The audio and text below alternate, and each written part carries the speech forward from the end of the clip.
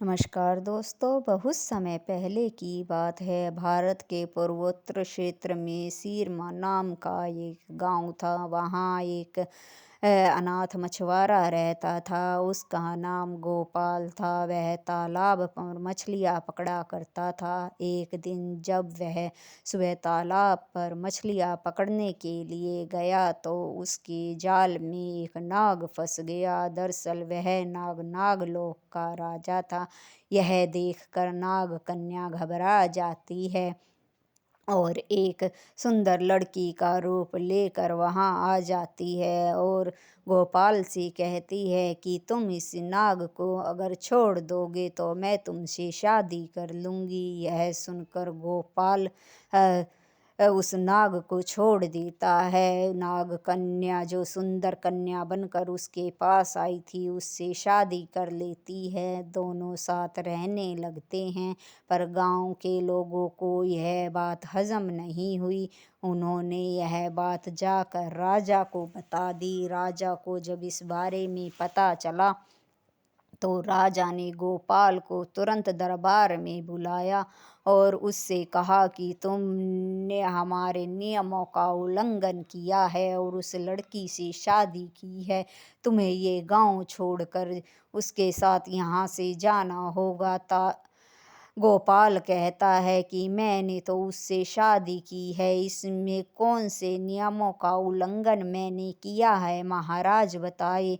राजा क्रोधित होता है और कहता है तो ठीक है, कल तुम्हें मेरे मुर्गे के साथ लड़ाई करनी होगी। अगर तुम उससे हार जाते हो तो तुम्हें ये गांव छोड़कर जाना होगा।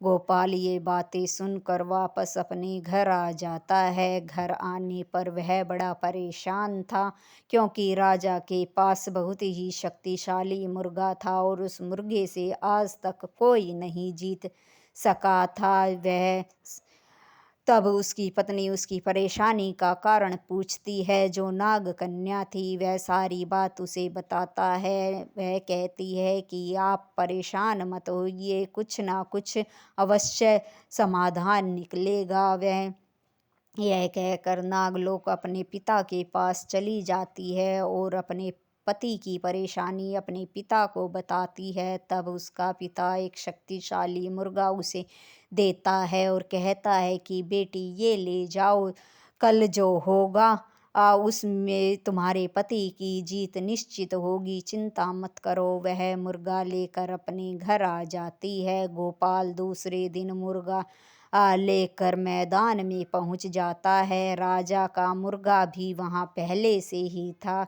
दोनों के बीच लड़ाई शुरू होती है। काफी देर तक लड़ाई होने के बाद गोपाल का मुर्गा जीत जाता है क्योंकि वह बहुत ही ज़्यादा शक्तिशाली था और नागलोक से आया था। इस पर राजा आ कहता है कि इस बात से कोई फैसला नहीं होता है, तुम्हें एक परीक्षा और देनी होगी। कल डोगरी नदी के बहाव को तुम्हें उल्टी दिशा में बहाना होगा, तभी तुम इस गांव में रह सकते हो। गोपाल फिर परेशान हो जाता है और वहां से लौटकर अपने घर आ जाता है।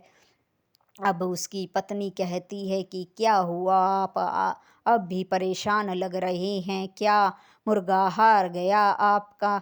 तब गोपाल कहता है नहीं, मुर्गा तो मेरा ही जीता, पर राजा ने एक और शर्त रखी है कि डोगरी नदी के बहाव को उल्टी दिशा में बहाना है। मैं कैसे एक नदी के बहाव को उल्टी दिशा में बहा सकता हूँ, तुम ही बताओ। तब उसकी पत्नी जो नाग कन्या थी वह कहती है कि आप चिंता ना करें, सब ठीक हो जाएगा। मैं अपने पिता के पास जाकर आती हूँ। वह नागलोक चली जाती है और सारी बात अपने पिता को बताती है। तब उसका पिता उसे एक टोकरी देता है और कहता है कि तुम्हारे पति से कहना जब वह नदी पर जाए तो इस टोकरी को उल्टा करके नदी में डाल दे, नदी का बहाव उल्टी दिशा में बहने लगेगा। यह सुनकर नाग कन्या वापस अपने घर आ जाती है। फिर दूसरे दिन नदी के पास राजा, सैनिक और गांव के सभी लोग इकट्ठा हो जाते हैं। थोड़ी देर बाद गोपाल भी वहां पहुंच जाता है। गोपाल के हाथ में वही टोकरी थी जो नाग कन्या नागलोक से लेकर आई थी।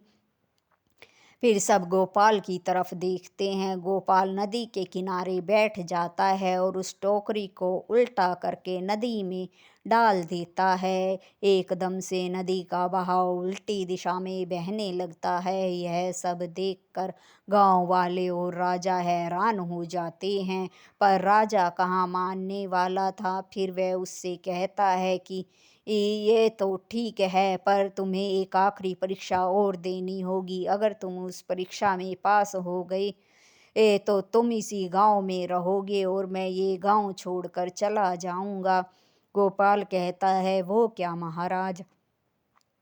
राजा कहता है कि तुम्हें कल मुझसे और मेरी विशाल सेना से युद्ध करना होगा। अगर तुम युद्ध में जीत गए तो तुम यहीं रहोगे, मैं ये गांव छोड़कर चला जाऊंगा। गोपाल फिर चिंता में खो जाता है और सोचता है कि राजा की इतनी बड़ी शक्तिशाली सेना से मैं कैसे मुकाबला करूंगा। यह सोचते सोचते वह फिर घर चला जाता है। वह परेशान दिखता है तो उसकी पत्नी फिर पूछती है, क्या हुआ जी? नदी का बहाव उल्टा नहीं हुआ क्या? गोपाल कहता है, नदी तो उल्टी दिशा में बहने लगी, पर राजा ने एक और चुनौती रख दी है। फिर वह कहता है कि राजा कल मुझसे युद्ध करेगा। अगर मैं हार गया तो मैं गांव से जाऊंगा, और अगर राजा की सेना और राजा हार गए तो राजा सदा सदा के लिए यह गांव छोड़कर चला जाएगा। यह सुनकर वह कहती है, तो इसमें घबराने वाली कौन सी बात है?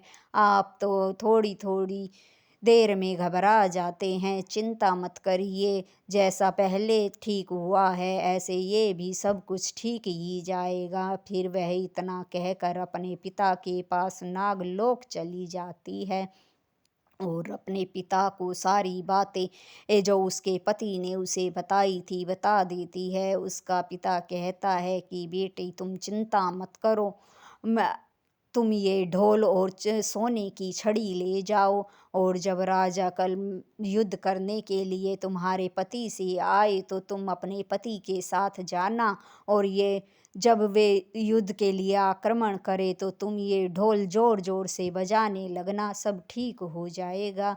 यह सुनकर नाग कन्या वापस अपने घर आ जाती है और ढोल भी साथ ले आती है। दूसरे दिन सूरज उगता है तो थोड़ी देर के बाद एक बड़े से मैदान में राजा की विशाल सेना अपने अ, हथियारों के साथ खड़ी थी। वह गोपाल का इंतजार कर रहे थे। थोड़ी देर में गोपाल भी वहां पहुंच जाता है। गोपाल को देखकर राजा उसकी तरफ आक्रमण के लिए बढ़ता है। तभी गोपाल की पत्नी भी जो उसके साथ मैदान में गई थी, ढोल गले में डालकर जोर जोर से बजाने लगती है। ढोल में से मधुर संगीत निकल रहा था, जिसे सुनकर पेड़ पौधे पशु पक्षी सभी नाचने से लगे। ये और ढोल की धुन सुनकर राजा की प्रजा और राजा भी अपने अस्त्र शस्त्र छोड़कर झूमने लगे, नाचने लगे और मंत्रमुग्ध हो गए। इस तरह से गोपाल विजयी हुआ और फिर राजा राज्य छोड़कर चला गया। गोपाल और नाग कन्या वहाँ के राजा रानी बन गए और सुख से जीवन जीने लगे। कहानी अच्छी लगी हो तो लाइक शेयर और सब्सक्राइब ज़रूर करें।